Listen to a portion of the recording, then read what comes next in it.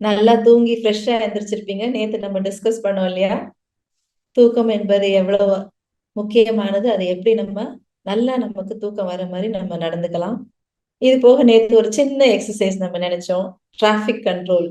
1 மணி நேரத்துக்கு ஒரு தடவ உட்கார்ந்து, நம்மளோட எண்ணங்கள, நம்மளோட பிரெத்த இதெல்லாம் எப்படி அப்சர்வ் பண்ணா, நம்ம எப்படி மைண்ட்ஃபுல்லா இருக்கலாம் அப்படிங்கிறதையும் நேத்து சின்னதா ஒரு பார்த்தோம். இந்த வார பிகினிங்ல நம்ம உடல் ஆரோக்கியத்த பத்தி பார்த்தோம். அப்புறம் வெற்றிடம்னா என்ன அப்படிங்கிறத பார்த்தோம். நேத்து நம்மளுடைய ஆற்றல் எப்படி நம்ம அதிகரிச்சுக்கலாம், தியானத்தின் மூலமா எப்படி எப்படி அதிகரிச்சுக்கலாம் அப்படிங்கிறத நம்ம பார்த்தோம். சோ இன்னைக்கு வந்து இன்னொரு முக்கியமான தலைப்பு. அதாவது உணர்ச்சி நுண்ணறிவு, எமோஷனல் இன்டெலிஜென்ஸ், எமோஷனல் கோஷன்ட் அப்படின்னு கூட சொல்லுவாங்க. இது என்ன அப்படின்னா, நம்மளுக்கு எப்படி நம்ம முதல் நாளே திங்கட்கிழமை பார்த்தோம். ஆரோக்கியம் என்பது உடல் நலம் மட்டுமல்ல, மன ஆரோக்கியம், உணர்ச்சிகளின் ஆரோக்கியம், அப்புறம் ஆன்மீக ஆரோக்கியம் எல்லாமே தேவை அப்படிங்கிறது. அப்போ அதுல இன்னைக்கு நம்ம பார்க்க போறது உணர்ச்சிகளின் ஆரோக்கியம் எப்படி? இந்த உணர்ச்சிகள் என்பது ரொம்ப ரொம்ப முக்கியம். இது ஒரு சின்ன எக்ஸாம்பிள்ல சொல்லுவாங்க. அதாவது இன்னைக்கு நம்ம உணர்ச்சி நுண்ணறிவை பத்தி பார்க்கிறோம். இந்த உணர்ச்சிகள் வந்து எந்த அளவுக்கு நம்ம மைண்டையும், நம்ம ஹார்ட்டையும் நம்ம இன்டர்லிங்க் பண்ணி எவ்வளவு பேலன்ஸ்டா இருக்கிறோம் அப்படிங்கிறத பத்தி தான் இன்னைக்கு நம்ம ரொம்ப முக்கியமா பார்க்க போறோம். இதுல உணர்ச்சிகள் அப்படின்னா, அதுல வந்து செல்ஃப் அவேர்னஸ், அதாவது சுய விழிப்புணர்வு அப்படிங்கிறது இருக்கு. அப்புறம் செல்ஃப் எக்ஸ்பிரஷன், அதாவது நம்ம எப்படி நம்மள வெளிப்படுத்திக்கிறோம், நம்ம உணர்வுகளை எப்படி நம்ம வெளிப்படுத்திக்கிறோம். அப்புறம் நம்ம என்ன மாதிரி வேலைகள் செய்யறோம், நம்ம பிடிச்ச ஒரு வேலையை நம்ம செய்யறோமா, இல்ல ஒரு கட்டாயத்துல நம்ம வேலை செஞ்சுக்கிட்டு இருக்கோமா, ஒரு பேஷனை நம்ம ஃபாலோ பண்றோமா அப்படிங்கிறதும் நம்மளுடைய உணர்வுகளை சார்ந்தது. நம்ம மத்தவங்களுடைய உணர்வுகளை புரிஞ்சுக்கிறோமா அப்படிங்கறதுதான் இந்த பச்சாதாபம், எம்பத்தி அப்படிங்கிறது. அப்புறம் நம்ம மத்தவங்களோட எப்படி நம்ம ஈடுபாடு வைத்திருக்கோம், எப்படி மத்தவங்களோட பழகுறோம், இதெல்லாம் கொண்டதுதான் இந்த இமோஷனல் இன்டெலிஜென்ஸ் அப்படின்னு சொல்றாங்க. சும்மா வெறுமன ஒரு ஃபீலிங் மட்டும் கிடையாது. இமோஷனுங்கிறது இவ்வளவு விஷயம் கொண்டது. இப்போ ஒரு எக்ஸாம்பிள் சொல்லணும். இமோஷன் வந்து நம்ம எப்படி மத்தவங்கள நம்மளையும் எப்படி பாதிக்கும் அப்படின்னு சொல்ல வந்தா, ஒரு சின்ன ஒரு கதை ஒண்ணு சொல்றாங்க. அதாவது ஒரு குடும்பம் இருக்குதாம். ஒரு அம்மா, அப்பா, அப்புறம் அவங்களுக்கு ஒரு மகன் இருக்காங்க. இந்த அம்மா, அப்பா வந்து ரொம்ப நல்ல சுபாவம் கொண்டவங்க. எல்லார் கூடயும் நல்லா பழகுவாங்க. எல்லார்கிட்டயும் அவங்களுக்கு நல்ல பேர் இருக்கு. ரொம்ப அன்பா இருப்பாங்க. ரொம்ப கம்பேஷனட்டா இருப்பாங்க. அப்படி இருக்கவங்க, இந்த மகன் ஒருத்தன் இருக்கான். அவனும் எல்லா விதத்திலயும் திறமைசாலியா இருக்கான். ஆனா என்ன ஆகுது, அவனுக்கு கொஞ்சம் கோபம் ஜாஸ்தியா இருக்காம். எத எடுத்தாலும் பயங்கரமா கோபம் வந்து எல்லாரையும் கண்ணா பின்னான்னு வார்த்தைகளால திட்டி தீர்த்து ஒரு சில நேரம் பொருள்களை கூட உடைப்பானாம். இவ்ளோ கோபம் இருக்கிறத பார்த்து இந்த பெற்றோர்கள் பல தடவை சொல்லி சொல்லி பார்த்திருக்காங்க. அந்த பையன் கேட்கல. ஆனா அவனுக்கும் தெரியுதாம். நம்ம ரொம்ப கோவப்படுறோம், அடிக்கடி கோவப்படுறோம். ஆனா தன்னையே தானே கண்ட்ரோல் பண்ணிக்க முடியலையா அவனால. அப்போ இந்த பெற்றோர்கள் வந்து நம்ம ஏதாவது ஒரு வழி பண்ணுவோம் இவனுக்கு. அப்போ ஒரு சின்ன ஒரு அவனுக்கு சொல்லி காமிப்போம். ஒரு ஒரு அவனுக்கு ஒரு ஆக்டிவிட்டியா குடுத்து, அவனுக்கு வந்து அத புரிய வைப்போம் அப்படின்னு சொல்லி என்ன பண்றாராம் அவங்க அப்பா, அவன் கையில கொஞ்சம் ஆணிகள குடுக்குறாராம். கொஞ்சம் ஆணிகள் குடுத்துட்டு என்ன சொல்றாராம், பின்னாடி அங்க வந்து ஒரு மரத்தால செய்யப்பட்ட சுவர் இருக்கு அவங்க வீட்ல. "நீ வந்து எப்பெப்பலாம் உனக்கு கோவம் வருது அப்படிங்கிறத நீ உணர்றியோ, அந்த செவுத்துல போயி ஒரு ஆணிய வந்து நீ அடிச்சு வை" அப்படின்னு சொல்றாராம். சோ இந்த பையனுக்கு அது வந்து ஒரு விளையாட்டாவே இருக்குது. சோ அந்த கொஞ்சம் ஆணிகள் எடுத்துட்டு போய் அன்னைக்கு ரொம்ப கோவம் வர நேரம்லாம் என்ன பண்றான், போய் போய் அந்த ஆணிய செவுத்துல அடிக்கிறான். இப்போ முதல் நாள் வந்து ஒரு 10 ஆணி அடிக்கிறான். அப்புறம் அடுத்த நாள் என்ன பண்றான், அதே மாரி வருது. 10 ஆணிகள பார்த்துருக்கான் சாயந்தரமா. அடுத்த நாள் வந்து பார்க்குறான், ஒரு 8 ஆணிகள் அடிக்கிறான். அப்புறம் அடுத்த நாள் வந்து இன்னும் கொஞ்சம் குறையுது. அப்படி ஒரு 6, 7. இப்போ ஒரு கொஞ்ச நாள் பண்ணவும் என்ன பண்றான், அவன் கையில இருக்க ஆணிகள் தீர்ந்து போயிடுது. சோ அவங்க அப்பாட்ட போய் அவன் சொல்றான், "நீங்க சொன்ன மாரி ஆணி எல்லாம் அடிச்சுட்டேன். இப்ப என்கிட்ட ஆணி எதுவுமே இல்ல" அப்படின்னு சொல்றான். சோ அவங்க அப்பா என்ன சொல்றாரு, "சரி நீ என்ன பண்ணு, அடுத்து உனக்கு கோவம் வருதுன்னு உனக்கு இப்ப புரியுது. இப்போ கோவத்த கட்டுப்படுத்தி நீ யார் மேல கோவப்பட்டியோ அவங்கள மன்னிச்சிரு. மன்னிச்சு ஒவ்வொரு தடவ நீ மன்னிப்பு நீ ஏற்கனவே போட்டு வச்சிருந்த ஆணிய ஒண்ணு ஒண்ணா எடுத்துட்டு வா" அப்படின்னு சொல்றாராம். சோ இவன் அடுத்த நாள் என்ன பண்றான், கோவம் வருது. கோவம் வந்ததுக்கு அப்புறம் அவனே கொஞ்சம் உணர்ந்துக்கிறான். சோ யார் மேல கோவப்பட்டானோ அவங்க கிட்ட தானே மன்னிப்பு கேட்டுக்கிறான். மன்னிப்பு கேட்டுட்டு போய் அந்த ஆணிய எடுக்கிறான். அப்படி ஒவ்வொரு ஆணியா எடுத்துட்டு வந்துடுறான். எடுத்துட்டு கொஞ்ச நாள் கழிச்சு தினம் இப்படி செஞ்சுட்டு இருக்கப்போ கொஞ்ச நாள் கழிச்சு அவன் என்ன பண்றான், ஆணி எல்லாம் எடுத்து முடிச்சிடுறான். முடிச்சுட்டு அவங்க அப்பா கிட்ட வந்து சொல்றான், அப்பா நீங்க சொன்ன மாதிரி நான் ஆணியெல்லாம் எடுத்துட்டேன் அப்படின்னு சொல்றான். சோ அவங்க அப்பா என்ன சொல்றாரு, அவன் அந்த அவங்க அப்பா அவனை கூட்டிட்டு போறாரு அந்த சுவருக்கு கூட்டிட்டு போய் அந்த பையன் கிட்ட காட்டாரு. இங்க பாரு, நீ முதல்ல ஆணியை அடிச்ச உன் கோவங்கிறது அது வந்து இப்படி இருந்தது. ஆனா நீ ஆணியை எடுத்துட்ட. இப்ப நீ வந்து உணர்ந்துட்ட. எல்லார்கிட்டயும் மன்னிப்பு கேட்கணுங்கிறத உணர்ந்துட்ட. ஆனா இந்த சுவரை பாரு அப்படின்னு காட்டுறாராம். அந்த சுவர் எப்படி இருக்குன்னா ஒரே ஓட்டையா இருக்கு ஆணி அடிச்ச இடத்துல. அப்போ அவங்க அப்பா சொல்றாரு, நீ ஆணி அடிக்கும்போது இந்த சுவர் எப்படி இருந்துச்சு, இப்போ எப்படி இருக்கு, எது அழகா இருக்கு அப்படின்னு கேக்குறாரு. அப்போதான் அந்த பையனுக்கு புரிஞ்சுதான், முதல்ல இருந்த சுவர் அவ்வளவு அழகா இருந்தது, இப்படி நான் ஆணி அடிச்சு அடிச்சு இதை ரொம்ப பாழாக்கிட்டேனே. அப்போ அவங்க அப்பா சொல்றாராம், எல்லாருடைய மனமும் இப்படிதான். நம்மளோட வார்த்தைகள் போய் ஒவ்வொருத்தரையும் மனசுல இப்படி போய் நம்ம அடிச்சோம்னா பின்னாடி மன்னிப்பு கேட்டா கூட கேட்டுருவோம். ஆனா அந்த மனசுல பட்ட அந்த காயம் வந்து அப்படியேதான் இருக்கும். அதை நம்மளால அழிக்க முடியாது அப்படின்னு சொல்லவும் அந்த பையன் வந்து அப்பதான் உணர்றானா, நம்ம எவ்வளவு பெரிய பாதிப்பு பண்ணியிருக்கோம் மத்தவங்க மனசுக்கு நம்ம வார்த்தைகளால, நம்ம கோவத்தால முடிஞ்சோடனே அன்னைக்குல இருந்து அவன் கோவம்னா ரொம்ப தணிஞ்சு அவன் ரொம்ப தெளிஞ்சு வந்துடுறான். சோ இது ஒரு சின்ன எக்ஸாம்பிள். அதாவது நம்ம உணர்ச்சிகள் வந்து எப்படி பாதிக்குது. நேத்து கூட நம்ம பார்த்தோம் இல்லையா, தண்ணீருக்கு கூட அவ்வளவு இமோஷன்ஸ் இருக்கு. நம்மளோட வார்த்தைகளால அந்த தண்ணி மாலிக்யூல்ஸ் எப்படி மாறுது. அதே மாதிரிதான் நம்ம உணர்ச்சிகள் வந்து மத்தவங்களை ரொம்ப பாதிக்கலாம். இப்ப தீ அப்படின்னு பாத்தீங்கன்னா, அந்த தீ ஒரு தீபமா இருந்து ஒரு இடத்துக்கே ஒளியை கொடுக்கலாம். ஆனா அதே தீ வந்து அழிக்கக்கூடிய சக்தியும் இருக்கு.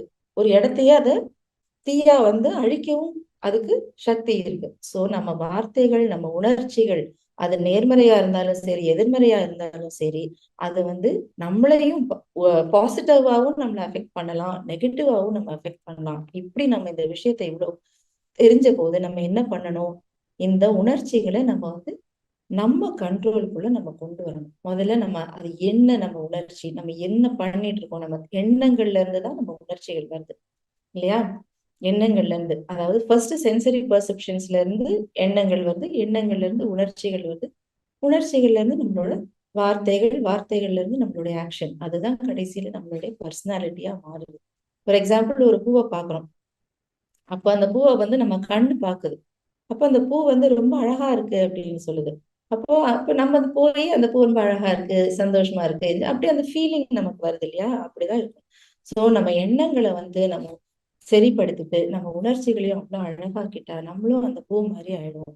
அந்த பூ ஏதாவது சொல்லுதா, நான் அழகா இருக்கேன், நான் ரொம்ப வாசனையா இருக்கேன், என்கிட்ட வாங்க, என்னை முகர்ந்து பாருங்க அப்படின்னு எல்லாம் சொல்லுதா. ஆனா நம்மளே அது கிட்ட தானா போறோம். அவ்வளவு அழகா இருக்கு, அவ்வளவு கலர்ஃபுல்லா இருக்கு, அவ்வளோ வாசனையா இருக்குன்னு போறோம். அப்போ நம்ம உணர்ச்சிகளை எல்லாமே நம்ம கட்டுப்படுத்திக்கிட்டு இருந்தா நம்மளும் அந்த பூ மாதிரி இருப்போம். தானா நம்ம கிட்ட எல்லாரும் வருவாங்க, நம்மள அப்படி அழகா இருப்போம். நம்ம கொடுக்குற எனர்ஜி வந்து அந்த பூவோட வாசனை மாதிரி அவ்வளவு அழகா ஃப்ரேக்ரண்டா இருக்கும். நம்ம எங்கேயுமே தேவையில்லை, நம்ம இருந்த இடத்துக்கே நம்மளை சுற்றி நம்ம உறவுகள் எல்லாமே ரொம்ப பியூட்டிஃபுல்லா இருக்கும். நம்ம யார்கிட்டயும் போகணும்னு அவசியமே கிடையாது. யார்கிட்டயும் நம்மளை பத்தி பெருசா சொல்லிக்கணும்னு அவசியம் கிடையாது, ப்ரூவ் பண்ணிக்கணும்னு எதுவுமே கிடையாது. பூ வந்து இருந்த இடத்துல எப்படி இருந்து அழகா எல்லாரையும் தன்கிட்ட அட்ராக்ட் பண்ணுது, அது மாதிரிதான் நம்மளும் எல்லாரும் நம்மளோட உணர்ச்சிகள் அவ்வளோ நம்ம பேலன்ஸ்டா ஹார்மனைஸ்டா இருந்துச்சுன்னா கண்டிப்பா எல்லாரும் தானா நம்ம கிட்ட வருவாங்க. இன்டெலிஜென்ஸ் கோஷன்ட்னு நம்ம நிறைய கேள்விப்பட்டிருப்போம் இல்லையா, ஐக்யூ அப்படின்னு சொல்லுவாங்க. இது நம்ம நிறைய கேள்விப்பட்டிருக்கோம். ஏன் இவங்களோட ஐக்யூ ரொம்ப ஜாஸ்தி, இவங்களோட ஐக்யூ கொஞ்சம் கம்மி. அதாவது ஐக்யூனா மென்டல் கேப்பபிலிட்டிஸ், அவங்களோட ஆராய்ச்சி திறன் என்ன, முடிவெடுக்கிற திறன் என்ன, ஃபோக்கஸ் என்ன, லேர்னிங் அபிலிட்டிஸ் என்ன, இதெல்லாம் வந்து ஐக்யூ டெஸ்ட் நிறைய வைப்பாங்க. சில என்ட்ரன்ஸ் எக்ஸாமுக்கெல்லாம் பாத்தீங்கன்னா ஐக்யூ டெஸ்ட் எல்லாம் நிறைய வைப்பாங்க. ஸோ இவங்க ஐக்யூ நிறைய இருக்குன்னா அவங்க இந்த வேலைக்கு தகுதியானவங்க அப்படிங்கிற மாதிரி எல்லாம் நிறைய இருந்தது. ஆனா இப்ப வர வர எல்லாருக்குமே கொஞ்சம் புரிய ஆரம்பிச்சிருச்சு, ஐக்யூ மட்டும் பத்தாது, இக்யூ அப்படின்னு ஒண்ணு வேணும். அதாவது இந்த இமோஷனல் கோஷன்ட், இமோஷனல் இன்டெலிஜென்ஸ் அப்படிங்கிறதும் இப்ப வந்து பல இன்டர்வியூஸ்ல அப்படி எல்லாமும் அவங்க வைக்கிற டெஸ்ட்ல எல்லாம் பாத்தீங்கன்னா இந்த இக்யூக்கும் ஒரு டெஸ்ட் வைக்கிறாங்க. இந்த பர்சனோட இக்யூவும் நல்லா இருக்கணும், ஐக்யூவும் நல்லா இருக்கணும். இக்யூ நல்லா இருந்தாதான் அவங்களுக்கு வந்து லீடர்ஷிப் குவாலிட்டிஸ் நல்லா இருக்குமா. அவங்களால அவங்களுக்கு அடியில உள்ள எம்ப்ளாயீஸை நல்லா மேனேஜ் பண்ண முடியும், எல்லார் கூடயும் நல்ல உறவுகள் வைத்திருக்க முடியும். ஒரு இடத்துல நம்ம வேலை செய்யறோம்னா நம்ம திறமைசாலியா இருந்தா மட்டும் போதாது இல்லையா. நம்ம கூட வேலை செய்யறவங்களோட நம்ம நல்ல உறவுகள் வைத்திருக்கணும். நமக்கு அடியில வேலை பார்க்கறவங்க கிட்ட நம்ம நல்ல வேலையை நம்ம வாங்க தெரியணும். நம்மளோட சுப்பீரியர்ஸ் கிட்ட நம்ம சரியான முறையில பழகி அவங்க கூட ஒரு நல்ல உறவு வைத்திருக்கணும் இல்லையா. சோ நமக்கு இந்த இமோஷனல் கோஷன்ட்ங்கிறது இப்ப ரொம்ப ரொம்ப இம்பார்ட்டன்ட் ஆயிடுச்சு. சின்ன வயசுல இருந்து ஈவன் ஸ்கூல்ஸ்ல எல்லாம் இப்ப they have agreed that emotional கோஷன்ட்டும் ரொம்ப இம்பார்ட்டன்ட். இப்ப ஐக்யூ அப்படின்னா சில டெஸ்ட் எல்லாம் வைக்கிறாங்க. நிறைய அதெல்லாம் ரொம்ப இன்ட்ரெஸ்டிங்கா இருக்கும். சில புக்ஸ் எல்லாமே அதுக்கு இருக்கு. சில பசில் சால்விங் இருக்கும். அப்புறம் சில கேஸ் ஸ்டடிஸ் நீங்க எப்படி அப்ரோச் பண்றீங்க, இந்த மாதிரி நிறைய கொஸ்டின்ஸ் எல்லாம் இருக்கும். ஆனா இக்யூ அப்படிங்கிறது வந்து எப்படி நம்ம ஜட்ஜ் பண்ணுவோம், அதுக்கும் சில டெஸ்ட் இருக்கு. ஆனா யதார்த்தமா நம்ம தெரிஞ்சுக்கணும் ஒருத்தருக்கு வந்து ஹை இக்யூ இருக்கு அப்படின்னா நம்ம எப்படி தெரிஞ்சுக்குவோம். நம்மளே யதார்த்தமா நம்ம லைஃப்ல எல்லாம் நம்ம பார்த்தோம்னா சிலர் வந்து பெருசா ஒன்றும் இன்டெலிஜென்ட்டா இருக்க மாட்டாங்க, பெருசா ஒன்றும் படிச்சிருக்க மாட்டாங்க. ஆனா அவங்க வாழ்க்கையில ரொம்ப சக்சஸ்ஃபுல்லா இருப்பாங்க. அவங்க பிசினஸ்ல வந்து ரொம்ப நல்லா சாதிச்சிருப்பாங்க. நிறைய அவங்களோட ஃப்ரெண்ட்ஷிப்ஸ் நிறைய இருக்கும். ரொம்ப பாப்புலர் பர்சனா இருப்பாங்க.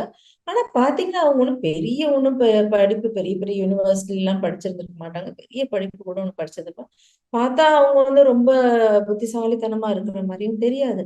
ஆனாலும் வாழ்க்கையில ரொம்ப சக்சஸ்ஃபுல்லா இருப்பாங்க.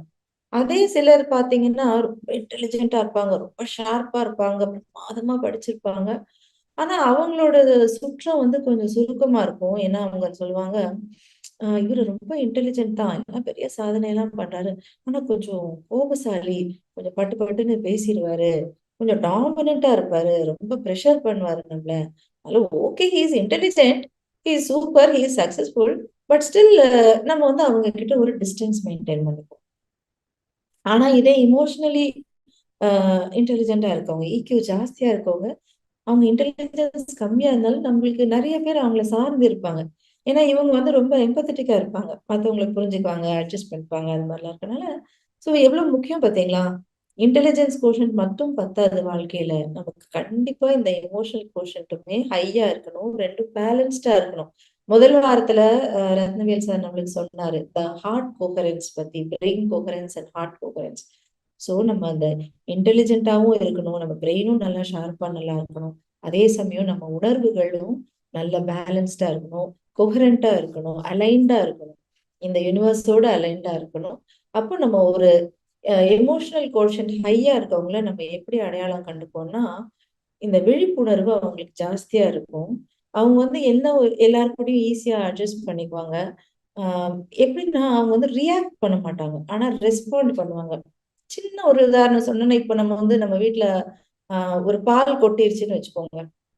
உடனே அச்சச்சோ! பால் கொட்டிருச்சு. இன்னைக்கு பாலுக்கு நான் என்ன பண்ண போறேன்? வெளிய போய் வாங்க போறேனா? என்ன பண்ண போறேன்? யார் கொட்டுனாங்களோ அவங்கள போட்டு 4 தடவ திட்டி, உன்ன யார் இப்படி ஹேண்டில் பண்ண சொன்னா பால? அப்படி இப்படின்லாம் திட்டுவோம். ஆனா ஒருத்தவங்க செல்ஃப் அவேரா இருந்து எமோஷனல் கோஷன்ட் ஹையா இருக்கவங்க என்ன பண்ணுவாங்க? ஓகே, பால் கொட்டிருச்சு, என்ன பண்றது? டக்குன்னு தொட. அடுத்த வேலை என்ன பண்ணுவோம்? அடுத்தது நம்ம பால வேணா கொஞ்சம் வெளிய வாங்கிக்குவோம். அத சமாளிச்சுக்குவோம். அப்படிங்கிற அந்த சமாளிப்பு திறன் வந்துரும். ஒரு பொருள் உடைஞ்சு போச்சா? ஐயோ! நான் அவ்ளோ தூரம் போய் அவ்ளோ செலவு பண்ணி அவ்ளோ வாங்கிட்டு வந்தேனே! இப்ப அது போச்சே! நான் அது இல்லாம என்ன செய்வேன்? அப்படின்னு எல்லாம் கடந்து புலம்பி தவிச்சு 4 பேர திட்டி எல்லாரையும் டென்ஷன் ஆக்கி பண்றது போல, you respond to the situation. Okay, டக்குன்னு இடத்த கிளீன் பண்ணு, ஒதுக்கு. அந்த பொருள் இல்லைன்னா என்ன? அதுக்கு பதிலா வேற எதையாவது வச்சு நம்ம சமாளிச்சுக்கலாம். அப்படிங்கிற ஒரு மனசுக்குள்ள ஒரு ஸ்ட்ரென்த் வந்துரும். அதுதான் வந்து ரியாக்ஷன் வெர்சஸ் ரெஸ்பான்ஸ் அப்படிங்கிறாங்க. நம்ம வாழ்க்கையில வந்து என்ன ஒரு சிச்சுவேஷன் வந்தாலுமே, நம்ம உடனடியா ரியாக்ட் பண்ணக்கூடாது. அதுக்கு பதிலா அந்த அந்த தருணத்துல நம்ம அதை எப்படி சமாளிக்கணும், ரெஸ்பாண்ட் பண்ணணும் அப்படிங்கிறது தான் ரொம்ப ரொம்ப ரொம்ப முக்கியம். இதுதான் பயங்கர சீக்ரெட். ஈக்யூக்கு பயங்கர சீக்ரெட்டே இந்த ரியாக்ஷன் வெர்சஸ் ரெஸ்பான்ஸ். கண்டிப்பா நம்ம எல்லாருமே இந்த ரெஸ்பாண்ட் பண்ணக்கூடிய திறமைய நம்ம வளர்த்துக்கணும். இப்ப பாத்தீங்கன்னா, நம்ம ராமாயணத்துல ராமர் பாத்தீங்கன்னா, ஆஹ் அவங்க அப்பா வந்து அவருடைய பட்டாபிஷேகத்துக்காக பயங்கர ஏற்பாடுகள் எல்லாம் பண்றாரு. ராமர் கிட்ட சொல்றாரு, நீதான் வந்து அடுத்து ராஜாவாக போகிற, மகாராஜாவாக போகிற, உனக்கு எல்லாம் பட்டாபிஷேகம் ஏற்பாடெல்லாம் பண்றோம் அப்படின்னு சொல்லும்போது ராமர் வந்து அப்படியா அப்படின்னு புன்சிரிப்போட கேட்டுக்கிறார். சோ இந்த ஏற்பாடுகள்லாம் நடக்குது, எல்லாம் பண்ணும்போது அப்போ நமக்கே எல்லாருக்கும் தெரியும் எப்படி அவங்க அப்பா வந்து கைகேயிட்ட போய் சொல்லவும் கைகேயிக்கு கோவம் வந்து என்னுடைய மகன் பரதன் தான் ராஜா ஆகணும்னு சொல்லும்போது அவர் வேற வழி இல்லாம ராமர்கிட்ட வந்து என்ன சொல்றாரு, நீ வந்து ராஜாவாக முடியாது, உன்னுடைய தம்பி பரதன் தான் ஆக முடியும். அது மட்டும் இல்லாம அப்போ அப்போ ராமர் வந்து அப்படியான அப்பவும் புன்சிரிப்போட கேட்டுக்கிறாரு. அதுக்கப்புறம் என்ன சொல்றாரு, அது மட்டும் இல்ல நீ 14 வருஷம் காட்டுக்கு போகணும்னு சொல்லிடுறாரு. அப்போ அந்த நிலையிலயும் ராமர் வந்து அதையும் ஒரு புன்சிரிப்போட தான் ஏத்துக்கிறாராம். சோ அதுதான் வந்து ஈவன் கிருஷ்ணர் சொல்றாரு, அந்த ஸ்தித பிரக்ஞை நிலை வந்து ரொம்ப விஸ்டம் இருக்கவங்க வந்து ரொம்ப பெருசா ஒரு சந்தோஷமும் காட்டிக்க மாட்டாங்க, ஒரு துக்கம் வந்தாலும் காமிச்சுக்க மாட்டாங்க. இப்போ ராமருக்கு வந்து அந்த நிலை உள்ள இருக்கு. நம்ம எது வந்தாலும் நம்ம யூனிவர்ஸோட அலைன்டா இருக்கும்போது நம்ம காட்டுக்கு போனா என்ன, நாட்டுல இருந்தானே எல்லாத்தையும் சமாளிக்கக்கூடிய திறன் எனக்குள்ள இருக்கு. யூனிவர்ஸ் நமக்கு அதை சப்போர்ட் பண்ணும் அப்படிங்கிற ஒரு மனப்பான்மை உள்ள இருந்தா தானா யூனிவர்ஸ் அலைன் ஆயிடும் நம்மளோட. சோ அந்த மாதிரி நிலைமை நம்ம எல்லாராலையும் ராமர் ஆகிறது ரொம்ப கஷ்டம்தான்.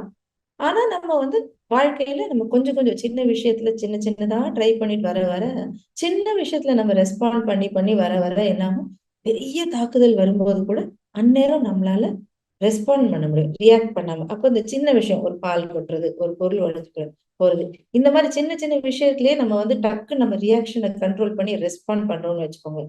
பெருசா ஒரு பிரச்சனை, பெரிய ஒரு லாஸ், ஹெவி லாஸ், ஹெவி இழப்பு இந்த மாதிரி எதுவும் வந்தா கூட நம்ம ஏற்கனவே நம்ம மைண்ட் ட்ரெயின் பண்ணி வச்சிருக்கோம். நம்ம ரியாக்ட் பண்ண மாட்டோம், நம்ம ரெஸ்பாண்ட் பண்ண போறோம் அப்படின்னும் போது இந்த பெரிய தாக்குதல் வரும்போது கூட நம்ம நம்மள ஆட்டோமேட்டிக்கா நம்ம ரெஸ்பாண்ட் பண்ண ஆரம்பிச்சிருவோம்.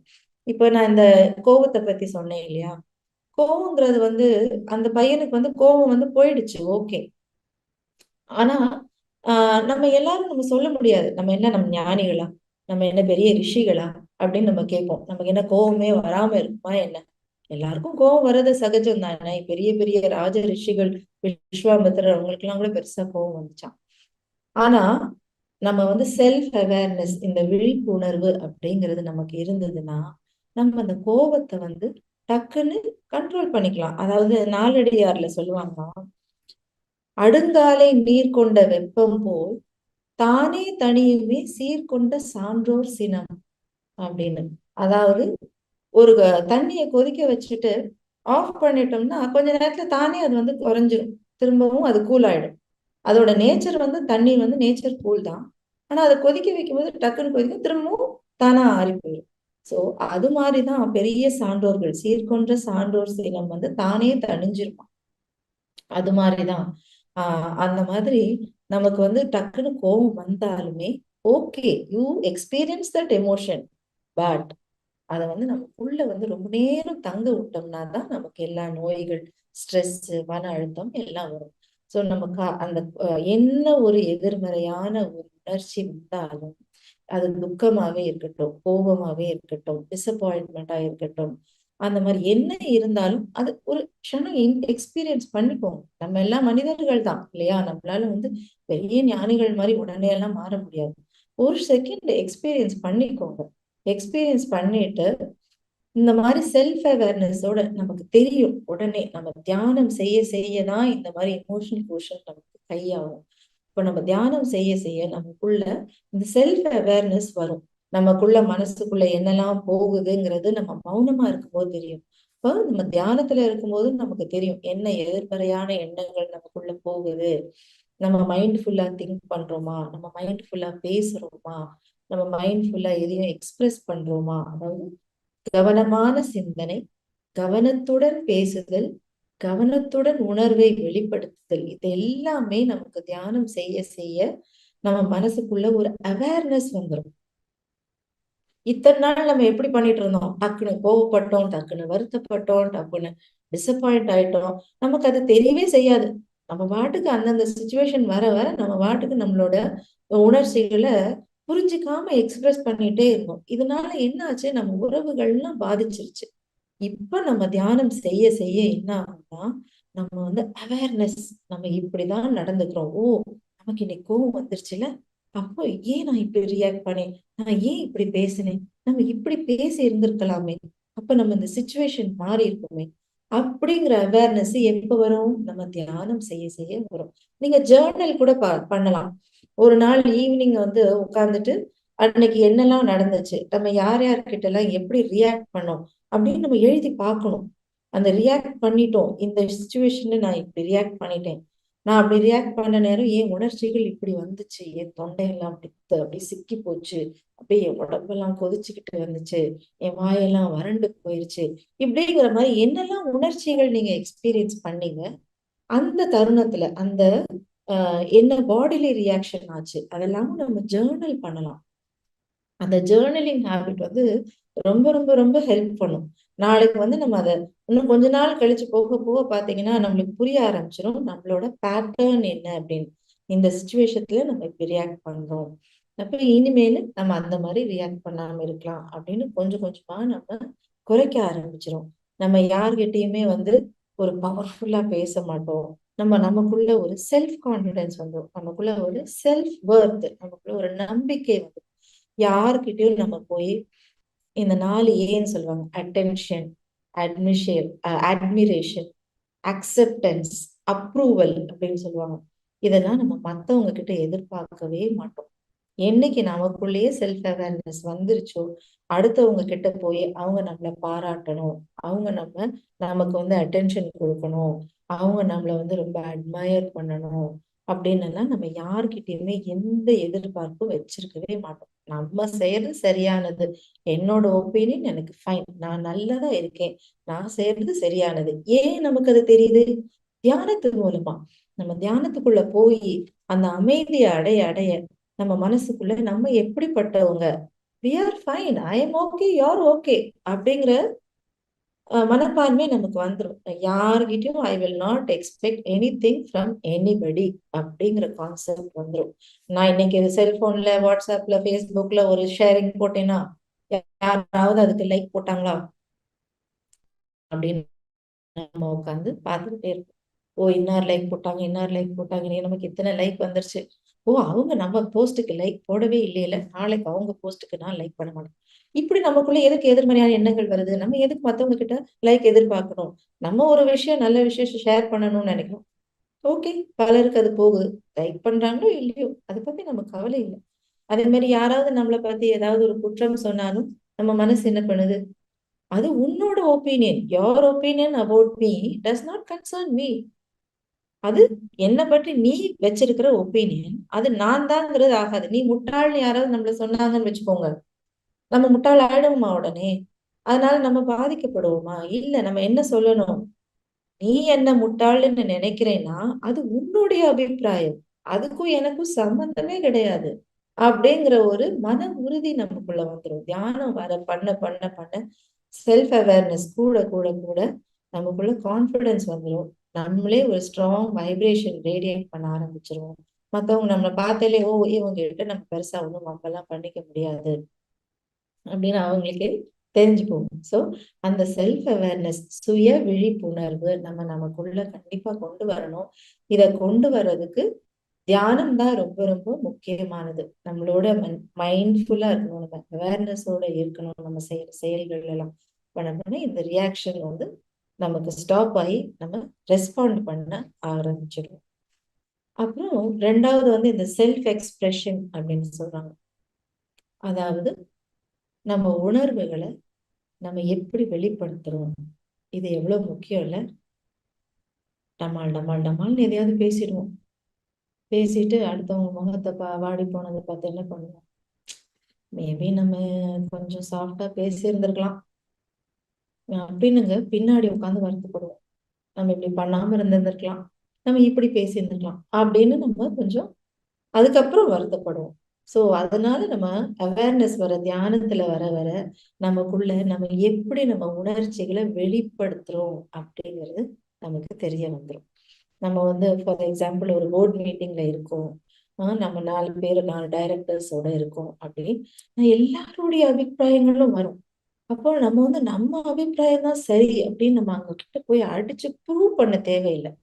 நம்ம சொல்ல வேண்டிய காரியத்த அசர்ட்டிவா சொல்லணும். டாமினன்ட்டா, பவர்ஃபுல்லா அப்படியெல்லாம் பேசணும்னு அவசியம் இல்ல. சொல்ல வேண்டியது இருக்கு. அது வந்து சில நேரத்துல ஒரு ஒரு தப்பு அந்த ஆர்கனைசேஷன்ல நடக்குது. அப்ப நம்ம அத சொல்லணும். ஆனா நம்ம வந்து பயந்துட்டு சொல்லாம இருக்கக்கூடாது.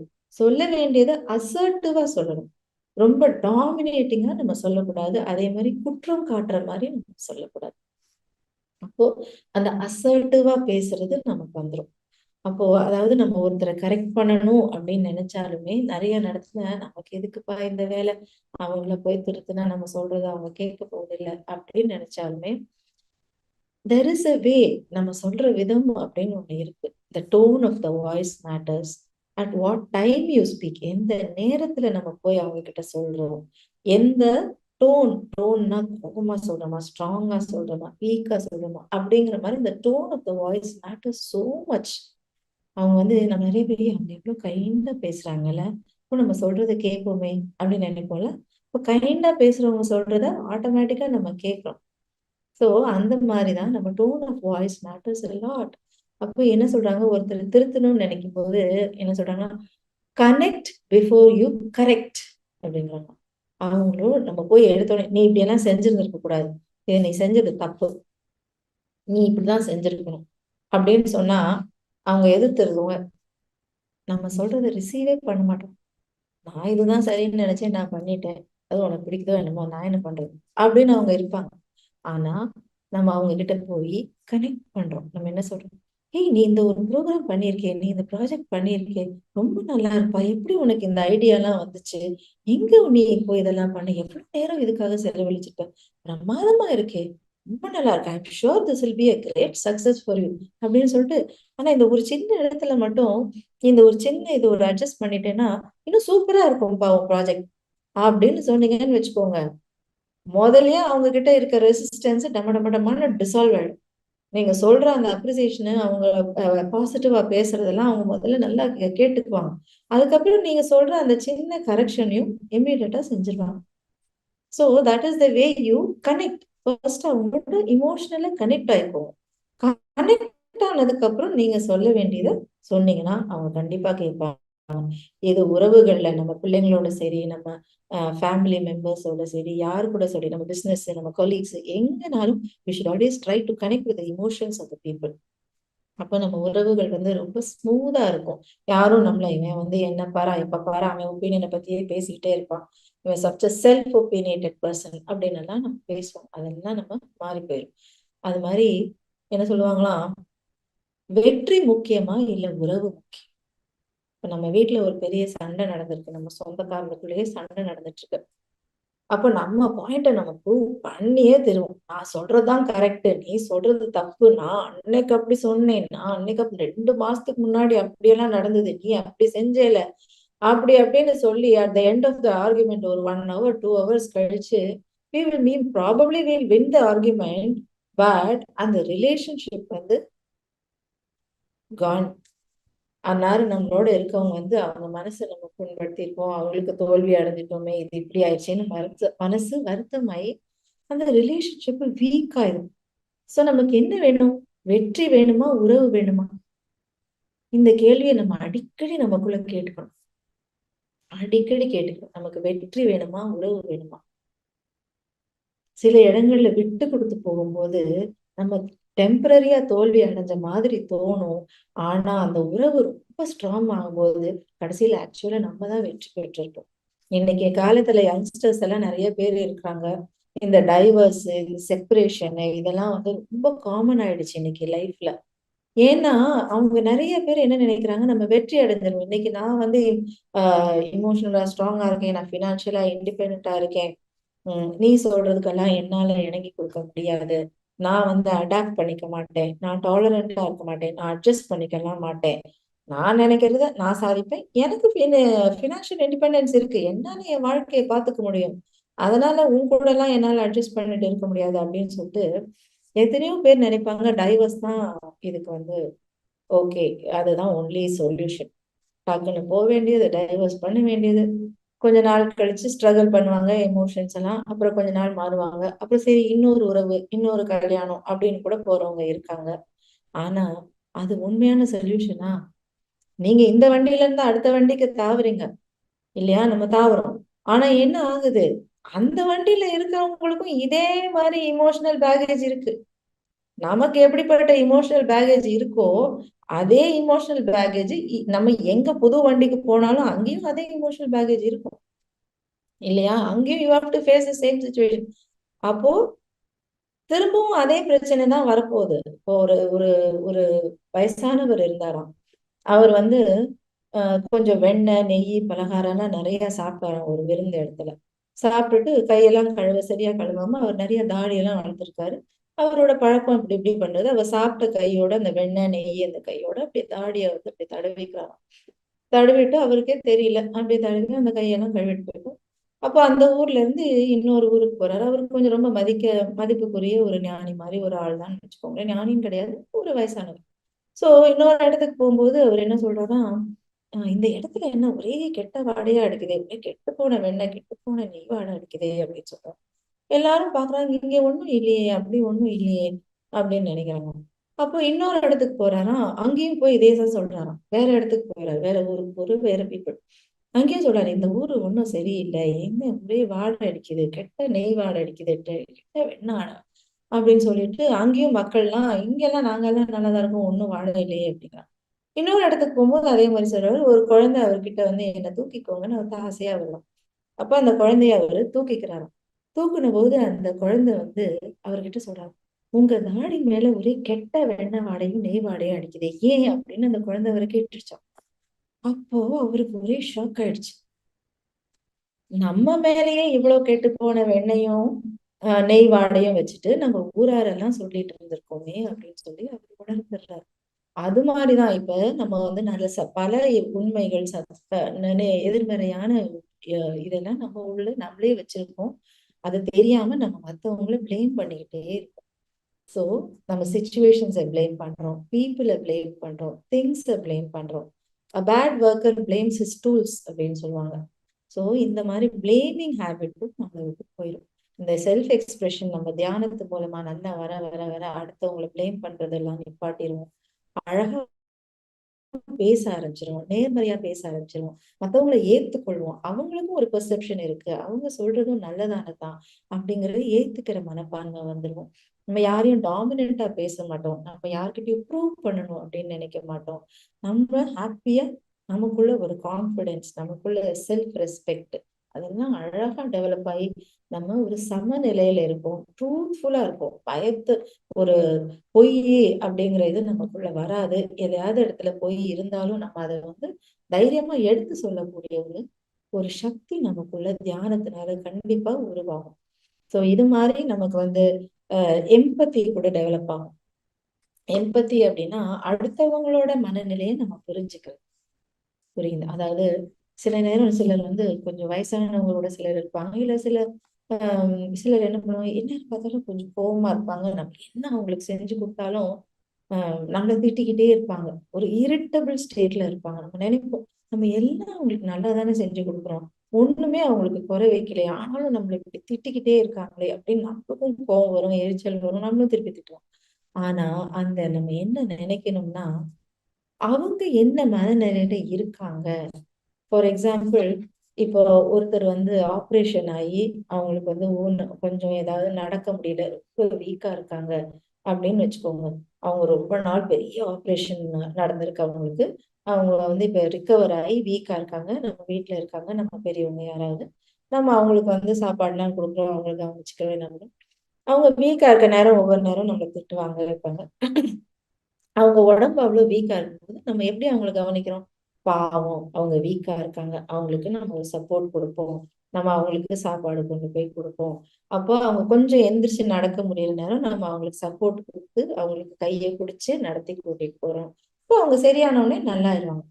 அதே மாதிரி பிசிக்கலா நமக்கு தெரியுது அவங்க வீக்கா இருக்காங்க, அவங்களால முடியல, நம்ம அவங்களுக்கு சப்போர்ட் பண்ணணும் அப்படிங்கிறது பிசிக்கலா இருக்கும்போது நமக்கு தெரியுது. ஆனா அதே பர்சன் எமோஷனலா வீக்கா இருக்கும்போது அது கூட ஒரு சிக்னஸ் தான். Emotionally they are sick. யாரெல்லாம் ரொம்ப இரிட்டபிளா இருக்காங்களோ, ரொம்ப ஸ்ட்ரெஸ் ஆறாங்களோ, ரொம்ப டிப்ரெஷன்ல இருக்காங்களோ, தே ஆர் இமோஷனலி சிக்குங்கிறத நம்ம புரிஞ்சுக்கணும். புரிஞ்சுக்கிட்டு எப்படி அவங்களுக்கு நம்ம சப்போர்ட் பண்றோம், பிசிக்கலா இருக்கவங்களுக்கு சப்போர்ட் பண்ண இவங்களுக்கு நம்ம சப்போர்ட் பண்ணணும். அவங்க கோவப்படுறாங்கன்னா நம்ம அதை நம்மளா எடுத்துக்கூடாது. It's not about us. அவங்க இமோஷனலா வீக்கா இருக்காங்க. So we have to support that. ஓ, அவங்க பாவம், அவங்களுக்கு என்ன கஷ்டமோ, அவங்க என்ன மனநிலையில இருக்காங்க, அவங்களுக்கு என்ன பாதிப்பு ஏற்பட்டிருக்கோ, அதனால அவங்க இப்படி நடந்துக்கிறாங்க அப்படிங்கறத நம்ம புரிஞ்சுப்போம். புரிஞ்சு அதுக்கு ஏத்த மாதிரி அவங்க நடந்துக்கிறோம். நம்ம நினைக்கிறத பத்தி இல்லாம அவங்களுடைய உணர்வு, put yourself in their shoes அப்படின்னு சொல்றாங்க. அவங்க நிலையில நம்ம இருந்தோம்னா நமக்கும் இந்த மாதிரிலாம் இருக்குமே அப்படிங்கறத புரிஞ்சுக்கிட்டு நம்ம ரொம்ப பரிவோட நடந்துப்போம். அதுதான் எம்பத்தி அப்படின்னு சொல்றாங்க. அதுக்கப்புறம் இந்த பேஷனட்டா வாழ்க்கையை வாழ்றது, அதுவுமே எமோஷனலி ஒரு டாபிக் தான். அதாவது நம்ம வாழ்க்கையில பிடிச்சதை நம்ம செய்யணும். ஃபாலோ யுவர் ஹார்ட் அப்படின்னு சொல்றாங்க இல்லையா? அதுக்குமே தியானம் தான் வழி கொடுக்கும். என்னதெல்லாம் நம்ம ஹார்ட் நினைக்குதோ அதெல்லாம் செய்ய முடியாது. கண் போன போக்கிலே மனம் போகலாமா, மனம் போன போக்கிலே கால் போகலாமா அப்படின்னு சொல்றாங்கல்ல. அது மாதிரி நம்ம நினைச்சதெல்லாம் நம்ம செய்ய முடியாது. நம்ம மெடிடேஷன் அங்கேயும் தியானம் ஹெல்ப் பண்ணும். எது சரியானது, நம்மளுடைய உண்மையான பேஷன் என்ன, அதை நம்ம செய்யறது தர்மத்துக்கு உட்பட்டதா, அந்த யூனிவர்ஸோட அலைன்டா இருக்கிறதான்னு தியானம் நமக்கு காட்டும். நம்ம அந்த பேஷனை ஃபாலோ பண்ணி நம்ம வாழ்க்கையில ரொம்ப திருப்தியா இருக்க போறோம். நம்ம எல்லாருக்கூடயும் என்கேஜ் பண்ணி நம்ம உறவுகள்லாம் அற்புதமா மேம்படுத்தி எல்லாரோடையும் ஷேர் பண்ற பழக்கம் வரும். எல்லாரோடையும் என்கேஜ் பண்ற பழக்கம் நம்ம வரும். எப்போ தியானத்துல நம்மளோட உணர்ச்சிகளை நம்ம அப்சர்வ் பண்ணி நம்ம அவேர்னஸோட இருக்கும்போது கண்டிப்பா நம்மளோட எமோஷனல் கோஷன் ரொம்ப ஹை ஆகும். நம்மளோட உறவுகள் சூப்பர் ஆயிரும். அந்த பூ மாதிரி இருக்கும். நம்ம இருக்க இடத்துல அந்த பூ சொல்லுமா, என்கிட்ட வாங்க, நான் வாசனையா இருக்கேன், நான் மென்மையா இருக்கேன், நான் கலர்ஃபுல்லா இருக்கேன் அப்படிலாம் அந்த பூ சொல்லுமா? இல்ல இல்ல. அந்த பூ மாதிரி நம்ம எதுவுமே சொல்ல வேண்டாம். நம்ம எமோஷனல் கோஷன்ட்டே பேசிடும் நமக்கு. ஸோ அந்த அளவுக்கு ரொம்ப திருப்தியா ரொம்ப சந்தோஷமா நம்ம வாழ்க்கை அமையும். ஸோ நம்ம எல்லாரும் தியானம் கண்டிப்பா நம்ம பண்ணணும். நம்ம எமோஷனல் கோஷன்ட்டை கண்டிப்பா கூட்டிக்கலாம்.